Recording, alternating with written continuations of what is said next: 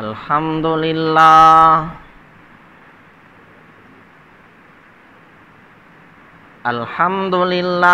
وحدہ والصلاة والسلام علی من جاء بالبینات الواضحہ والحجج الراجحہ والبراہین القاطعہ اما بعد فاعوذ باللہ من الشیطان الرجیم بسم اللہ الرحمن الرحیم یا ایہا الذین آمنوا استعینوا بالصبر والصلاة ان اللہ مع الصابرین سبحان ربک رب العزت عما یصفون وسلام علی المرسلین والحمد للہ رب العالمین۔ درود شریف۔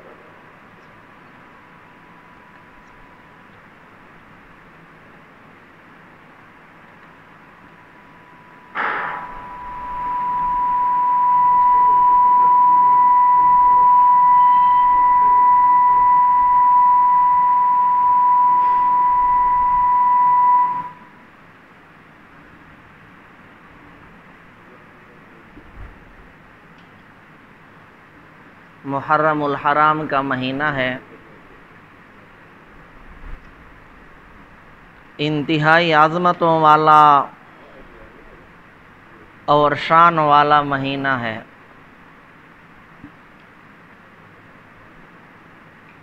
اس مہینے کی پہلی تاریخ کو خلیفہ ثانی حضرت عمر فاروق رضی اللہ عنہ کی شہادت ہوئی۔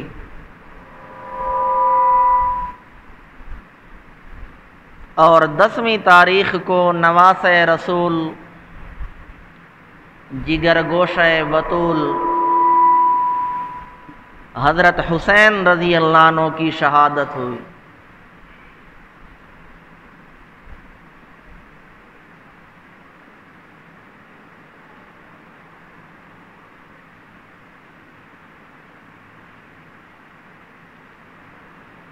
شہادتوں سے ہماری تاریخ مزین ہے،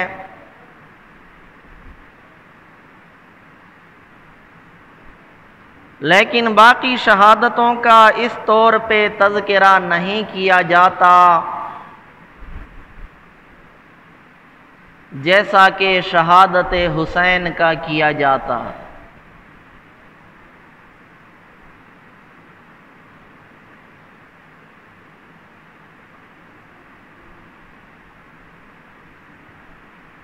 واقعہ کربلا میں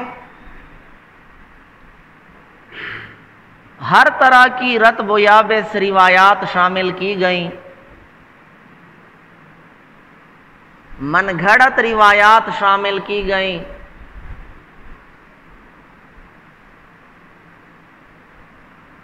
حضرت حسین رضی اللہ عنہ کی یاد میں رونے کے من گھڑت فضائل بیان کیے گئے۔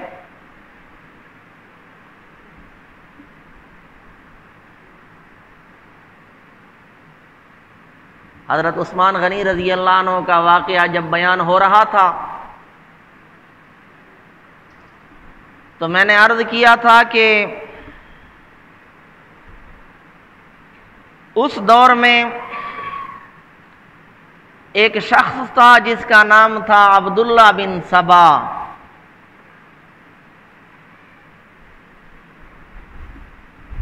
اس نے اسلام کا لبادہ اوڑھ کر لوگوں کو خلفاء سے متنفر کرنا شروع کر دیا تھا۔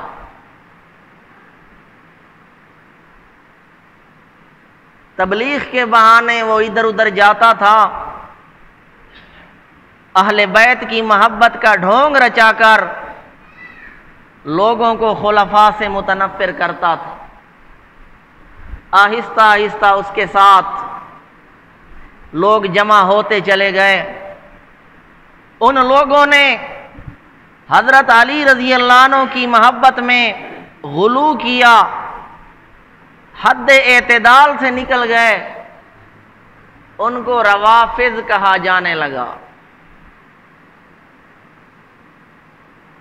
ان کی پیشن گوئی خود جناب نبی کریم صلی اللہ علیہ وسلم نے لسان نبوت سے دی تھی۔ آپ نے فرمایا کہ اس امت میں ایک قوم ظاہر ہوگی، یسمون الرافضہ، جن کا نام رافضہ یعنی روافض رکھا جائے گا۔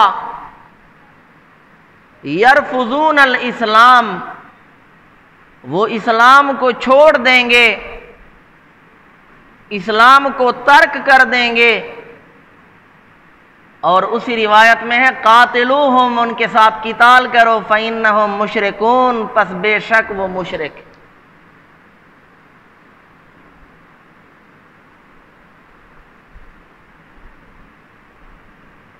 تو روافض کا گروہ پھیلتا چلا گیا۔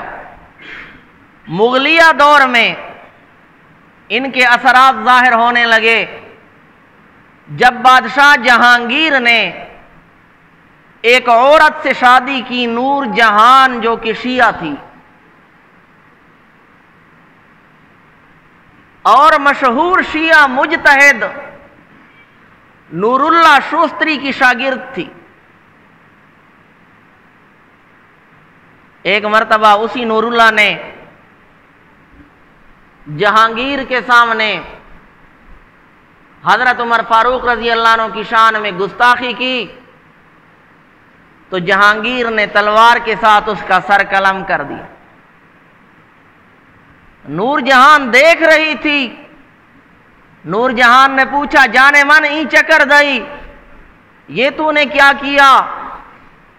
تو جہانگیر نے کہا، جانے من جان دادم ایمان نہ دادم، میں نے تمہیں جان دی ہے، ایمان نہیں دیا۔ ان کے اثرات ظاہر ہونے لگے۔ اورنگزیب عالمگیر کا بیٹا محمد شاہ وہ شیعہ تھا، اور اس نے بادشاہی مسجد کے لیے شیعہ خطیب مقرر کیا۔ جب وہ خطیب آیا جمعہ پڑھانے کے لیے، جب مسجد کے دروازے سے داخل ہوا تو کوئی غیرت مند سنی وہاں کھڑا تھا، اس نے اس کا سر قلم کر دیا۔ تو محمد شاہ نے بغاوت کے خوف سے پھر سنی خطیب مقرر کر دیا۔ تو ان کے اثرات یوں ظاہر ہونے لگے۔ وہی نسل چلی آ رہی ہے عبداللہ بن سبا والی، آج تک یہ اسلام کے خلاف سازشوں میں پیش اور ان ایام میں واقعہ کربلا کو بڑی شد و مت کے ساتھ بیان کیا جاتا ہے۔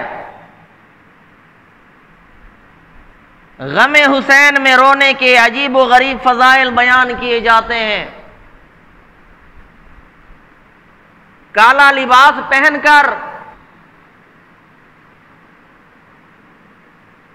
چھریوں سے،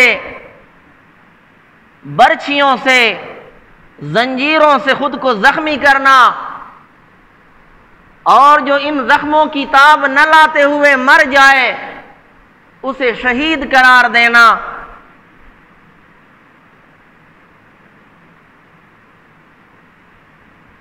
یہ اس طریقے کو عبادت سمجھتے ہیں۔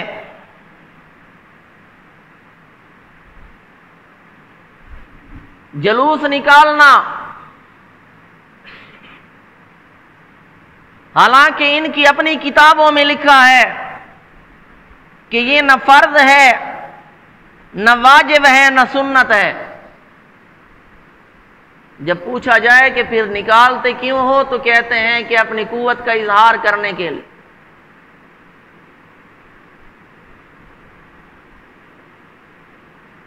چنانچہ مسلم ممالک میں ان کو تحفظ فراہم کیا جاتا ہے، ان کے لیے سگنلز بند کر دیے جاتے ہیں۔ اس طرح کا تحفظ سنیوں کو نہیں ملتا۔ تو یہ اپنے اس فعل کو عبادت قرار دے کر پھر اس کے لیے دلائل لاتے ہیں قرآن و حدیث سے، قرآن و حدیث میں تحریف کر کے، قرآن کی آیات سے، رسول اللہ صلی اللہ علیہ وسلم کے فرامین سے اس مروجہ ماتم کو ثابت کرتے ہیں۔ چنانچہ ایک دلیل دیتے ہیں قرآن مجید کی آیت سے، جس میں یعقوب علیہ السلام کی حالت بیان ہو رہی ہے، وَبِيَضَّتْ عَيْنَاهُ مِنَ الْحُزْنِ فَهُوَ كَظِيمٌ، کہ یعقوب علیہ السلام کی آنکھیں غم کی وجہ سے سفید ہو گئیں۔ یعقوب علیہ السلام یوسف علیہ السلام کے غم میں روتے رہے، اور یہی رونا تو ماتم ہے، لہذا ماتم قرآن سے ثابت۔ تو قرآن میں انہوں نے ایسی تحریف کی، اگر قزیم کا معنی کر لیتے تو مخاطب سمجھ جاتا کہ یہ قرآن میں تحریف کر رہے ہیں۔ قزیم کہتے ہیں اس شخص کو جس کے سینے میں بہت زیادہ صدمہ ہو، بہت زیادہ غم ہو، وہ صبر کرے، اس غم کو ظاہر نہ کرے، دل ہی دل میں کڑتا رہے، اسے قزیم کہتے۔ ایک ہے رونا، ایک ہے ماتم، دونوں میں بڑا فرق ہے۔ رونا عام ہے، ماتم خاص ہے۔ ہر ماتم میں تو رونا ہوتا ہے، لیکن ہر رونا ماتم نہیں ہوتا۔ جس طرح کہ مسلمان عام ہے، مولوی خاص ہے، ہر مولوی تو مسلمان ہوگا لیکن ہر مسلمان مولوی نہیں ہوگا، اس طرح ہر ماتم میں رونا ہوگا لیکن ہر رونا ماتم نہیں ہوگا۔ غیر اختیاری طور پر اگر آنکھوں سے آنسو بہنے لگے تو اسے ماتم نہیں کہتے، اور قرآن کا لفظ دلالت کر رہا ہے فَهُوَ كَظِيمٌ، کہ وہ دل ہی دل میں کڑنے والے تھے۔ صدمہ تھا یوسف علیہ السلام کی جدائی کا، لیکن اس صدمے کو ظاہر نہیں کرتے تھے، لہذا یہ ان کی دلیل نہیں۔ اور جب تک یعقوب علیہ السلام یوسف علیہ السلام سے جدا رہے تو روتے رہے، لیکن جب ان کو بشارت ملی، جب ان کو خوشخبری ملی کہ یوسف علیہ السلام تخت مصر پہ بیٹھ گئے تو سارا غم، سارا صدمہ ختم ہو گئے۔ جب تک صدمہ تھا تو صبر کرتے رہے، اور جب صدمہ ختم ہوا تو پھر یہ نہیں کہ پرانے صدمے کو تازہ کرتے ہوئے انہوں نے ہر سال کوئی محفل منعقد کی ہو، کوئی مجلس قائم کی ہو، اس طرح انہوں نے کبھی بھی نہیں کی۔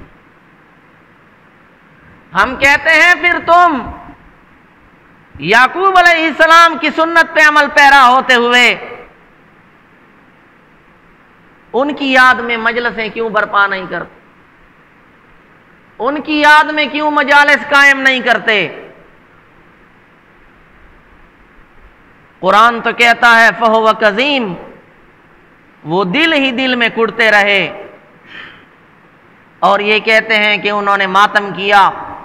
جہاں سے بھی انہیں غم کا لفظ نظر آتا ہے یا رونے کا لفظ نظر آتا ہے تو یہ ماتم ثابت کرنے کی کوششیں کرتے ہیں۔ دوسری دلیل دیتے ہیں 7ویں پارے کی،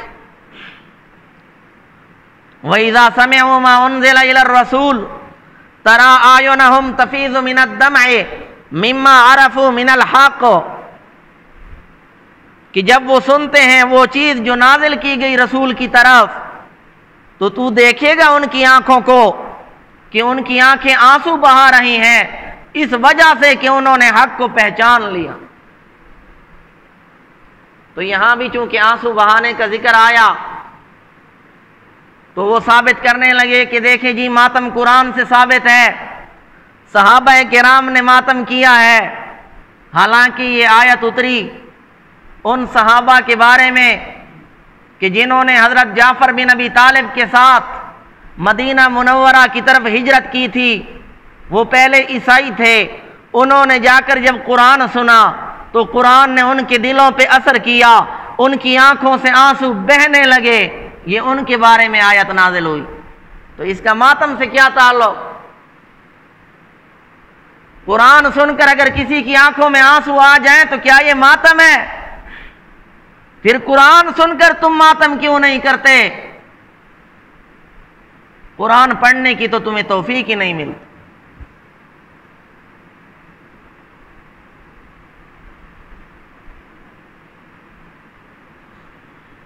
تیسری دلیل پیش کرتے ہیں کہ قرآن مجید میں ہے فرعون اور آل فرعون کے بارے میں فما بکت علیہم السماء والارض وما كانوا منظرین، کہ نہ ان پہ آسمان رویا نہ ان پہ زمین روئی اور نہ وہ مہلت دیے گئے۔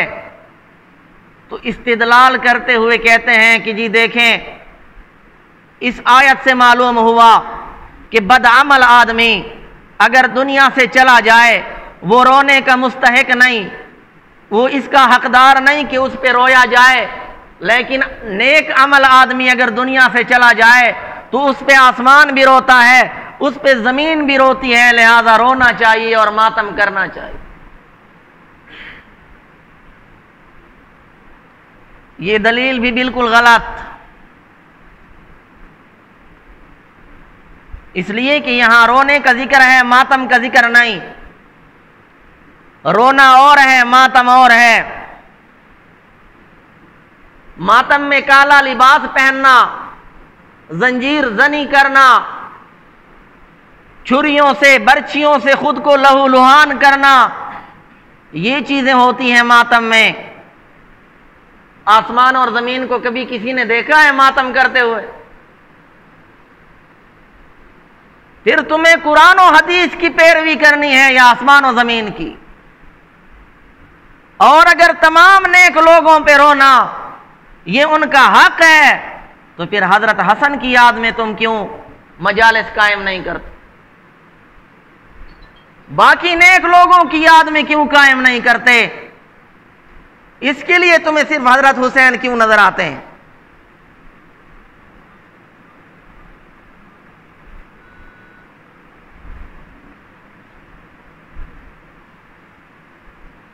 ایک دلیل یہ پیش کرتے ہیں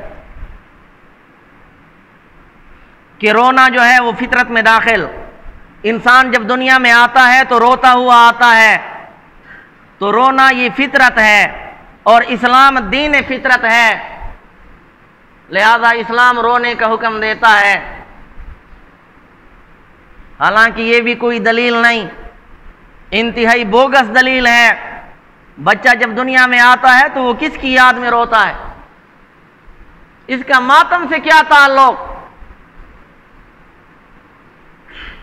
جب دنیا میں آتا ہے تو وہ پیشاب پاخانہ بھی کرتا ہے، تو پھر اس کی بھی مجالس ہونی چاہیے۔ تورات اور انجیل سے کچھ دلائل ذکر کیے کہ جن میں رونے کا تذکرہ ہے، جس کا ہم انتہائی ادب سے جواب دیتے ہیں کہ تورات انجیل یہ کتابیں اب منسوخ ہو چکی ہیں، قرآن نے ان کو منسوخ کر دیا۔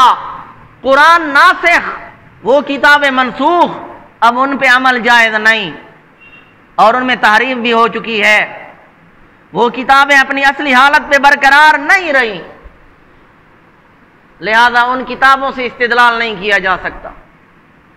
ایک دلیل پیش کرتے ہیں کہ نوح علیہ السلام ان کا اصل نام عبد الغفار تھا، تو ان کا نام نو پڑ گیا لکثرت نوحہ، نوحہ کرنے کی وجہ سے، رونے کی وجہ سے۔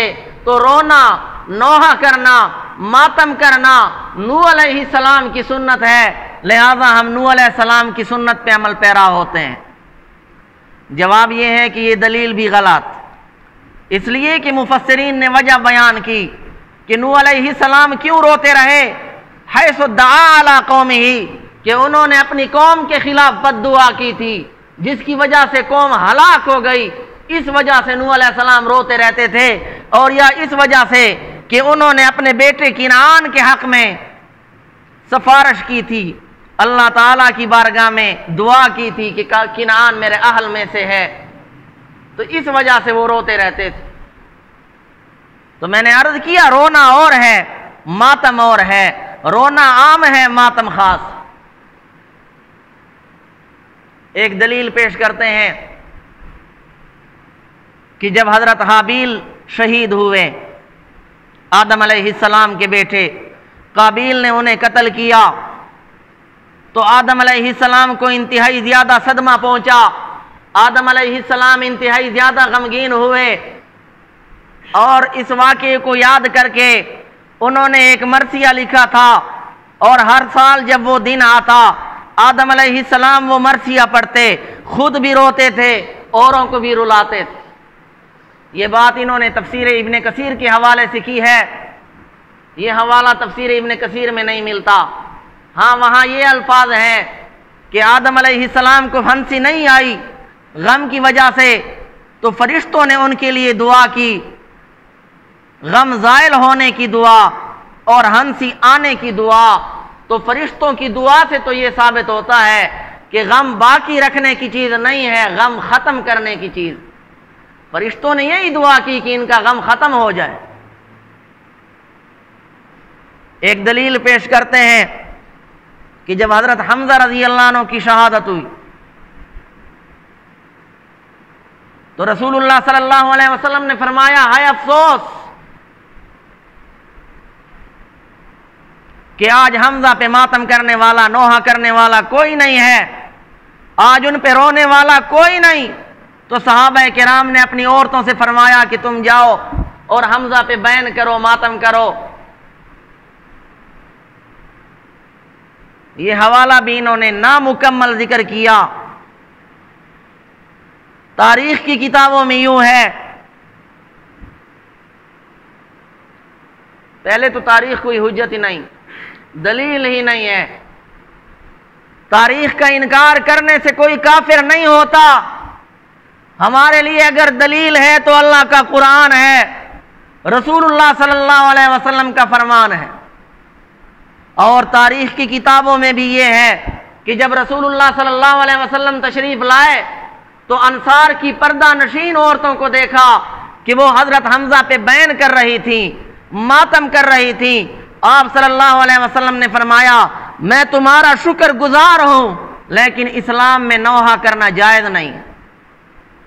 یہ الفاظ انہوں نے ہضم کر لیے کہ اسلام میں نوحہ کرنا، ماتم کرنا جائز نہیں ہے۔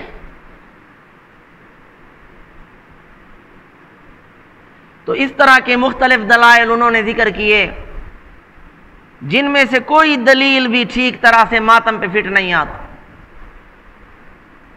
اس کے برعکس دلائل موجود ہیں خود ان کی کتابوں میں۔ قرآن مجید کی آیات ان کے خلاف، جن میں صبر کا حکم ہے، اور ان کی کتاب ہے اصول کافی۔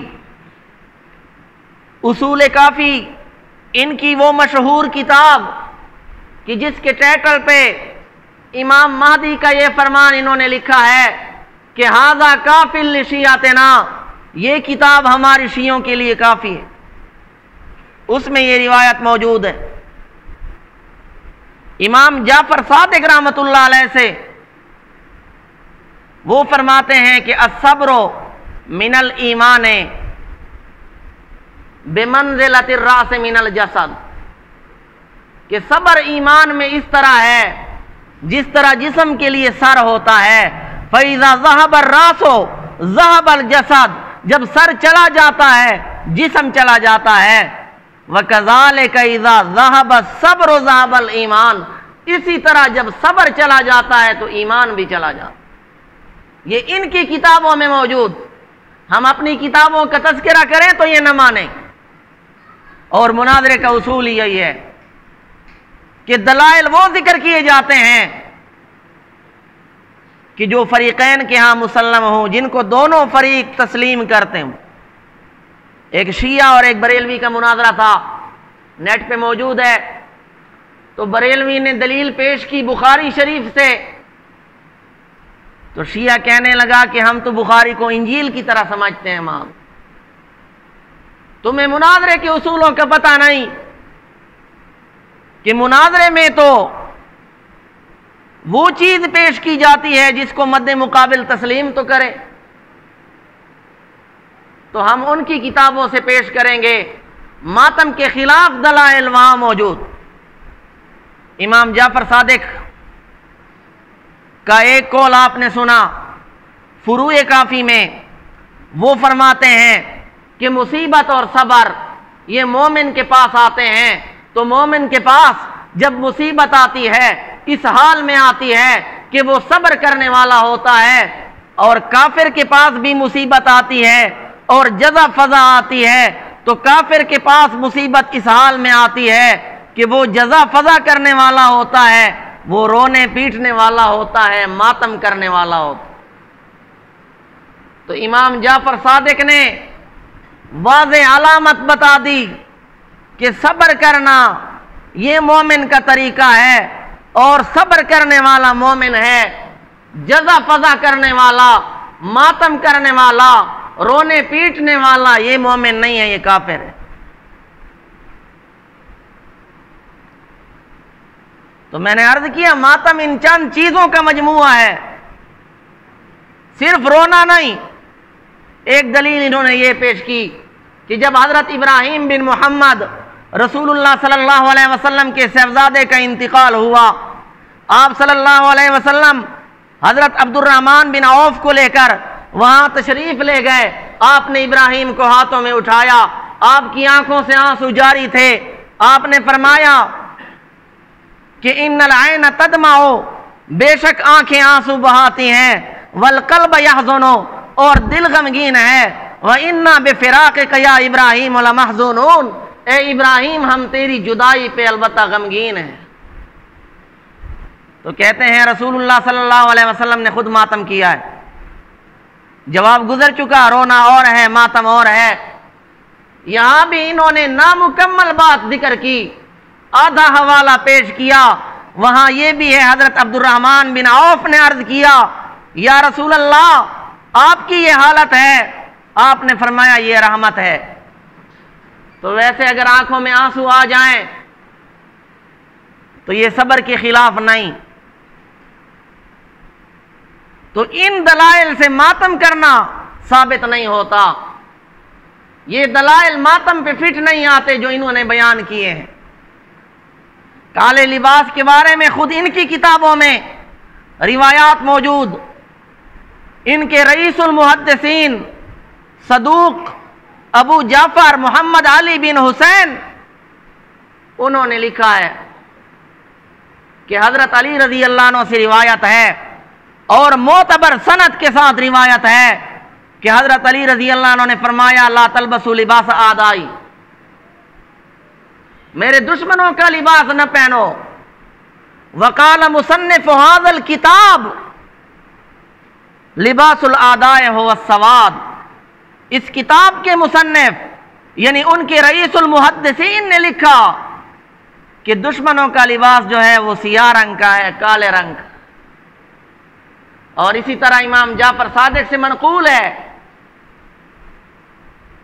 کہ انہوں نے فرمایا کہ کالا رنگ جو ہے یہ فرعون کا لباس ہے، اور ان کے بعض ائمہ سے منقول ہے کہ من اہل النار، یہ جہنمیوں کا لباس۔ تو یہ جس چیز کو عبادت قرار دیتے ہیں اور اس کو ثابت کرنے میں قرآن و حدیث میں تحریف کرتے ہیں، اس چیز کے خلاف خود ان کی کتابوں میں بہت ساری روایات موجود۔ ٹائم ختم ہو چکا ہے۔ خالق کائنات سے دعا ہے جو کچھ کہا سنا اس پہ عمل کرنے کی توفیق عطا فرمائے۔ وما علینا الا